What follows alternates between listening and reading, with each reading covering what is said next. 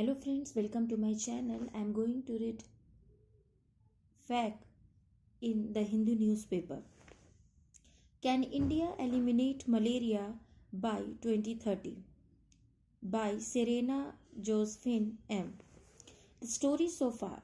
In 2016, under its national framework for malaria elimination in India from 2016 to 2030, India set an ambitious target to eliminate malaria zero indigenous cases by 2030, with an interim milestone of interrupting indigenous transmission across the entire country, including all high transmission states and union territories, by 2027.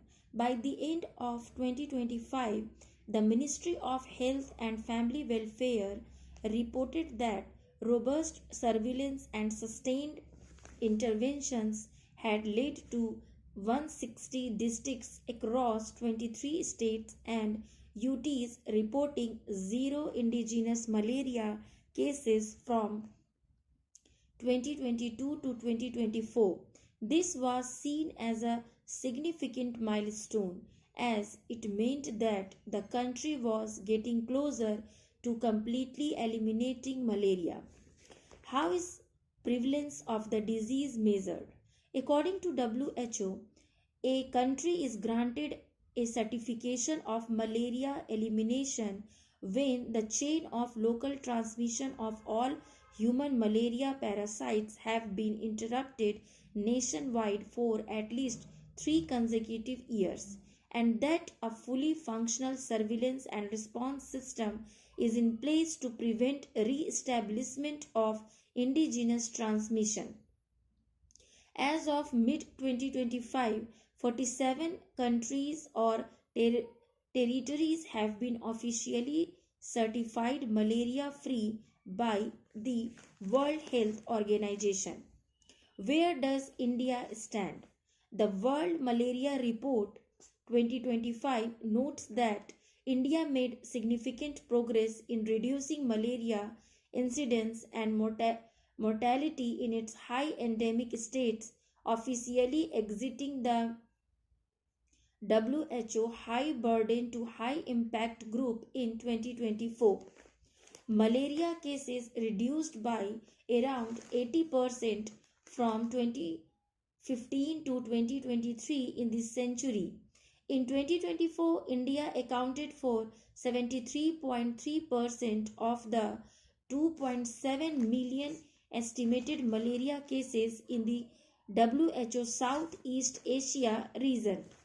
While localized transmission driven by population movement and cross-border importation remain as key challenges, India is on track to achieve the WHO Global Technical Strategy for Malaria from 2016 to 2030 target of at least 75% reduction in incidence by 2025 compared with a 2015 baseline, having already achieved reductions exceeding 70% by 2024.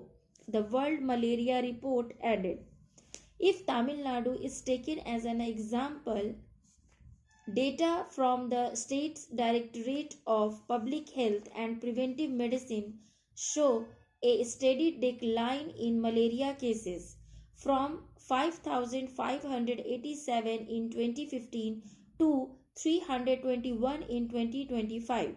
Since 2023, 33 of 33 districts have reported zero indigenous cases, placing them in category O, prevention of re-establishment phase.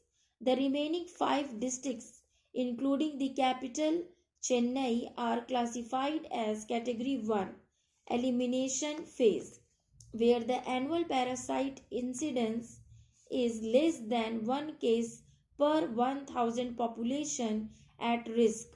API is the number of confirmed new malaria cases registered in a specific year, expressed per 1,000 individuals under surveillance for a given country territory, or geographic area.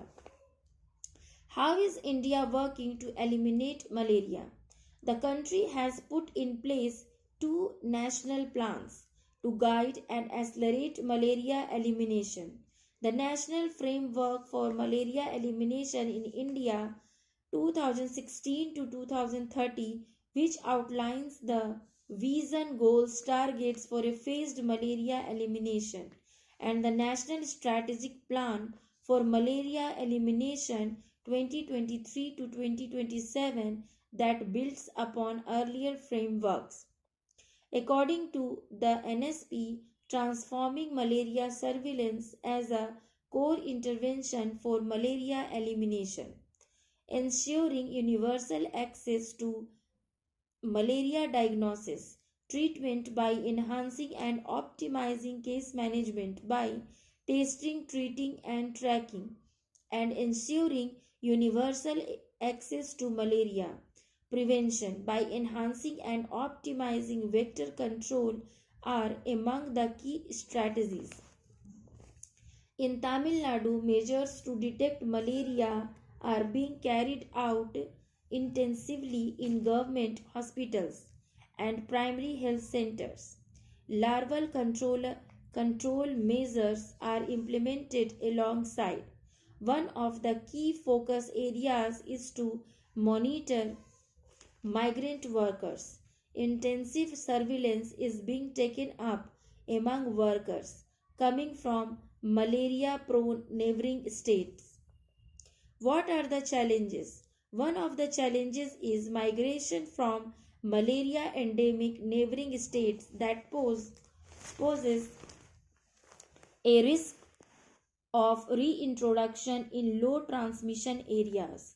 Urban areas, according to NSP, pose a different set of challenges for malaria elimination. Special focus is given to challenging malaria paradigms such as in urban, forest, tribal, project, and border areas, hard to reach areas, and migrant populations.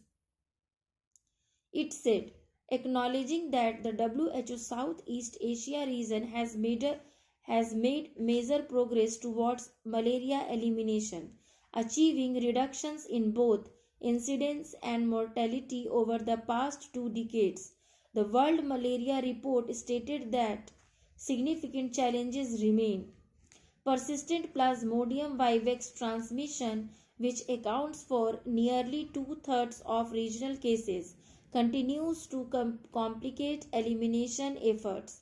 Localized transmission in India and Nepal, driven by population movement and cross-border importation, points to the need for targeted subnational and regional coordination. It added other strategies by India include drug resistance monitoring, insecticide resistance monitoring, and ensuring compliance of the 14 days of radical treatment for Plasmodium vivax cases.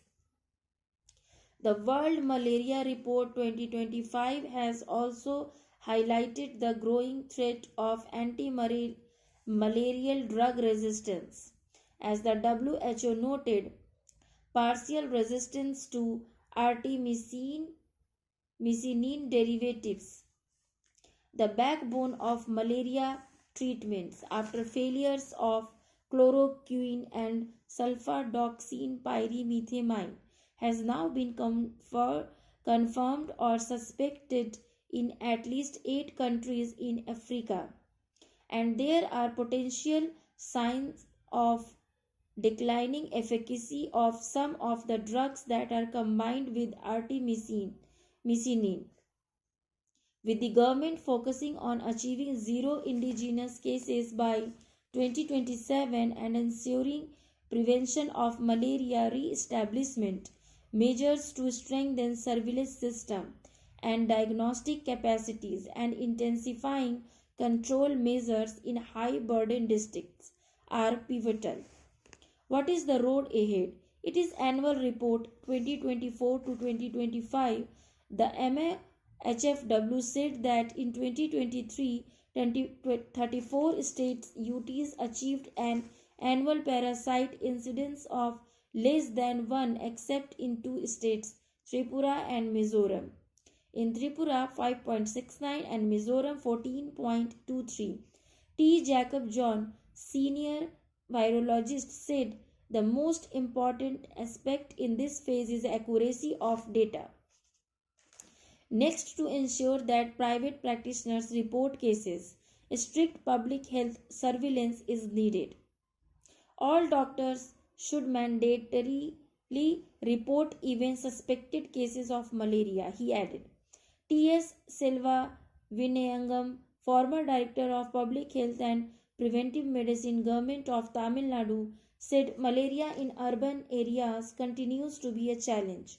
Urban areas or larger metropolitan cities such as Chennai face challenges due to rapid urbanization, growing infrastructure, and large number of apartment complexes where water storage conditions need to be looked at.